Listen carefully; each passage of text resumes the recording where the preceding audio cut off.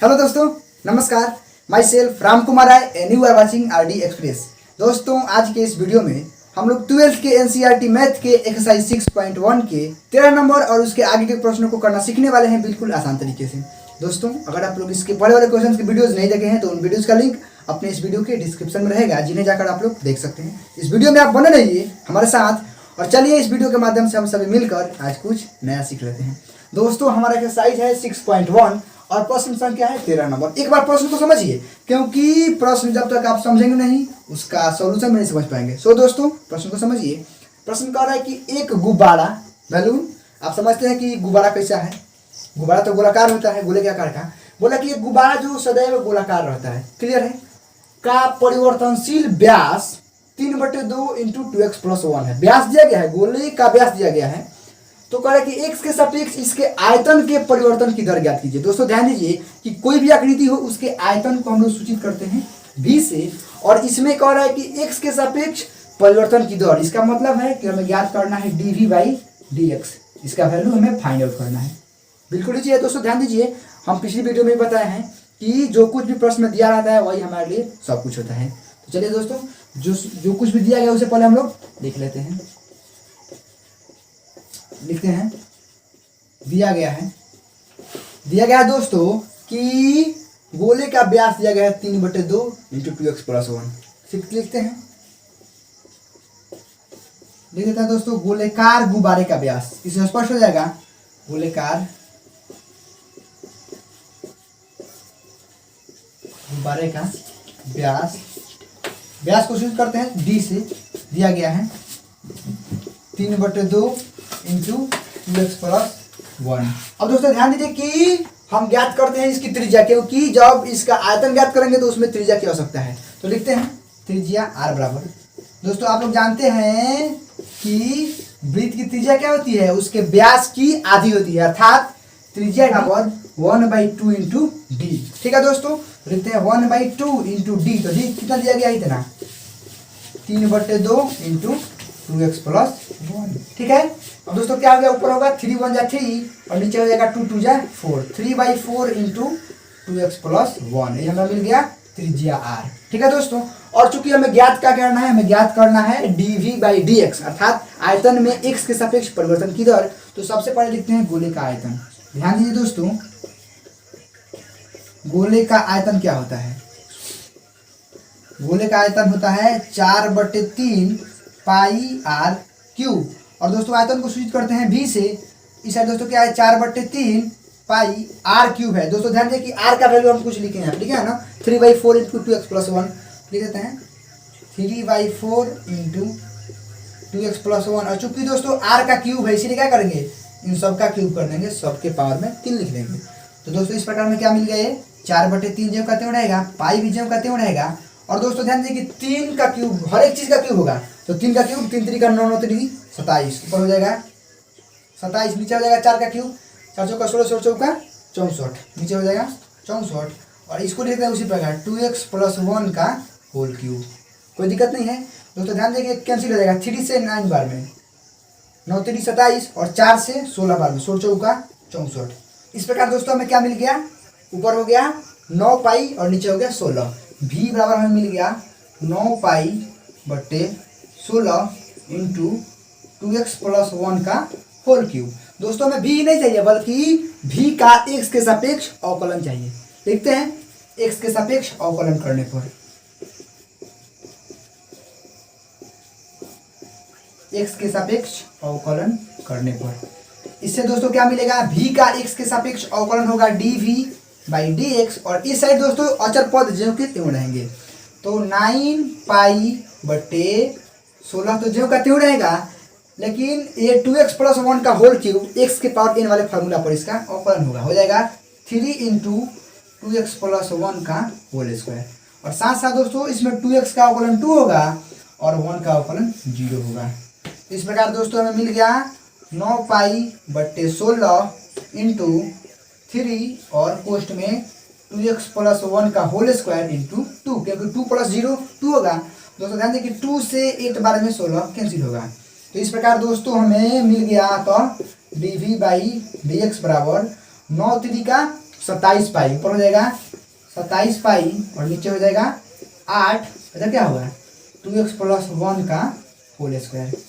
दोस्तों अंत हम लिख सकते हैं कि अतः x के सापेक्ष आयतन 27 पाई बटे 8 इंटू 2x + 1 का होल स्क्वायर की दर से बढ़ रहा है। बिल्कुल जी, ये हमारा आंसर हो गया। वीडियो को पॉज करके आप इसे नोट डाउन कर सकते हैं और कोई भी दिक्कत या समस्या आने पर कमेंट कर सकते हैं। आपके कमेंट का रिप्लाई हम जरूर देंगे। दोस्तों वीडियो में बने रहिए और चलिए आज के अपने अगले प्रश्न 14 नंबर को करना सीखते हैं। दोस्तों आज का हमारा अगला प्रश्न है 14 नंबर। एक बार इसे भी समझिए, बिल्कुल ईजी है, देखने में बड़ा क्वेश्चन है लेकिन कुछ नहीं है। ध्यान दीजिए, कह रहा है कि एक पाइप से रेत 12 सेंटीमीटर क्यूब प्रति सेकंड की दर से गिर रही है। एक पाइप से रेत मतलब बालू है, वो 12 सेंटीमीटर क्यूब प्रति सेकंड की दर से गिर रही है। इसका मतलब जो कुछ भी गिर रहा है उसके परिवर्तन की दर दी गई है। तो दोस्तों ध्यान दीजिए, कहा है कि गिरती रेत, जो रेत गिर रही है वो जमीन पर एक ऐसा शंकु बनाती है। इसका मतलब क्या है कि पाइप से जो रेत गिर रही थी वो जमीन पर गिरने के बाद क्या हुई, एक शंकु का निर्माण कर दी, एक शंकु का निर्माण कर दी। ठीक है, जिसकी ऊंचाई अर्थात जिसकी ऊंचाई जिसे हम लोग एच बोलते हैं, जिसकी ऊंचाई आधार की त्रिज्या का छठा भाग, हमेशा आधार की त्रिज्या का छठा भाग। इसका मतलब क्या है, एच क्या है, एच बराबर r/6 है ना हुआ। ऊंचाई आधार की त्रिज्या का छठा भाग है, इसका मतलब क्या है कि एच बराबर r/6 ये दिया गया है।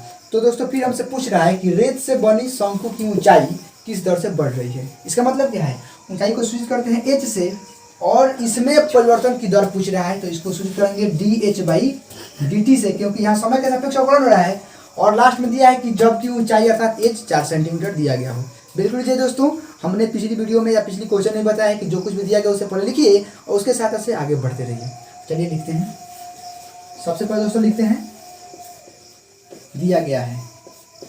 तो दोस्तों ध्यान दीजिए कि ये जो रेत गिर रही है ना, वही रेत जब गिर रही है तो जमीन पर शंकु का निर्माण कर रही है। इसका मतलब एक और बात है, पहचानने वाली बात क्या है कि क्यूब पर सेकंड दिया गया, इसका मतलब आयतन दिया गया है। और नहीं तो जो रेत नीचे गिर रही है वो शंकु का निर्माण कर रही है। इसका मतलब है कि मान लीजिए यहाँ शंकु बनता है तो सारी रेत आकर इस शंकु में भर जाएंगी। जब भी कुछ भर जाता है वो आयतन होता है।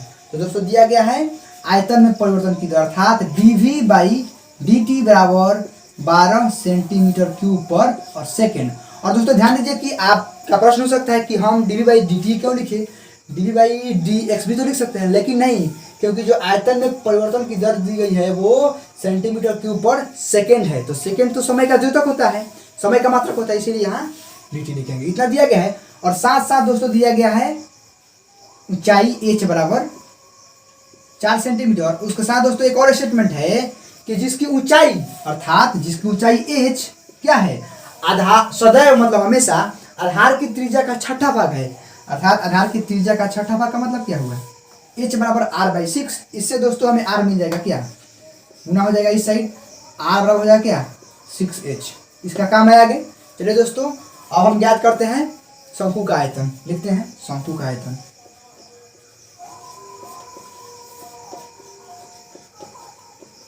दोस्तों शंकु का आयतन होता है 1/3 पाई r² h। बिल्कुल लीजिए दोस्तों। अब ध्यान दीजिए कि हम क्या करते हैं, r का वैल्यू यहाँ रख देते हैं। ठीक है, 1/3 इंटू पाई r² है दोस्तों, तो r² है तो क्या हो जाएगा, r का वैल्यू 6h है तो 6h का स्क्वायर होगा।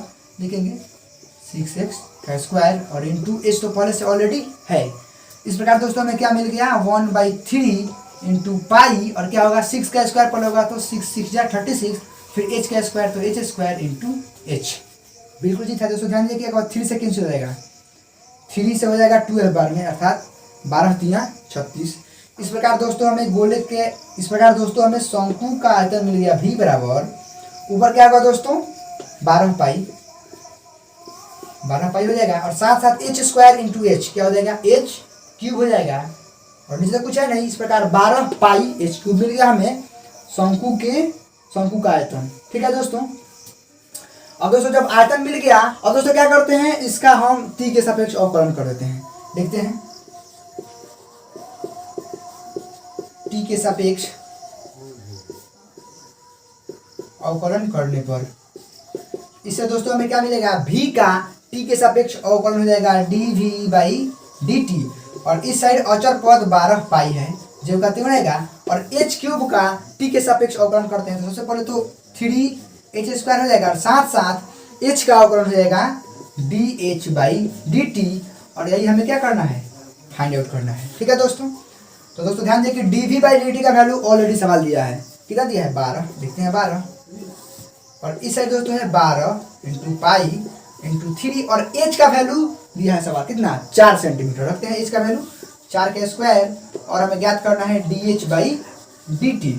दोस्तों ध्यान दें कि 12 से 12 कैंसिल हो जाएगा, इस साइड 1 बचा, तो इन दोनों को भेज देते हैं इधर, क्योंकि dh/dt का वैल्यू ज्ञात करना है, ये दोनों क्या है इधर गुणनफल, तीनों गुणनफल में तीनों को भेजते हैं, तो क्या जाएगा 1/पाई × 3 × 4 का स्क्वायर कितना हो जाएगा 16, बराबर क्या हो गया dh/dt, अर्थात हमें dh/dt बराबर मिल गया 1/16 48, और पाई है 48 पाई, और चूंकि दोस्तों क्या है ये ऊंचाई है, तो ऊंचाई में प्रति कितनी होगी सेंटीमीटर प्रति सेकंड, क्योंकि ऊंचाई को सेंटीमीटर से सूचित करेंगे और समय को सेकंड से। तो दोस्तों इस प्रकार हमें आंसर मिल गया। आप लिख सकते हैं कि अतः शंकु की ऊंचाई अर्थात रेत से बनी शंकु की ऊंचाई 1/48 पाई सेंटीमीटर प्रति सेकंड की दर से बढ़ रही है। बिल्कुल जी था।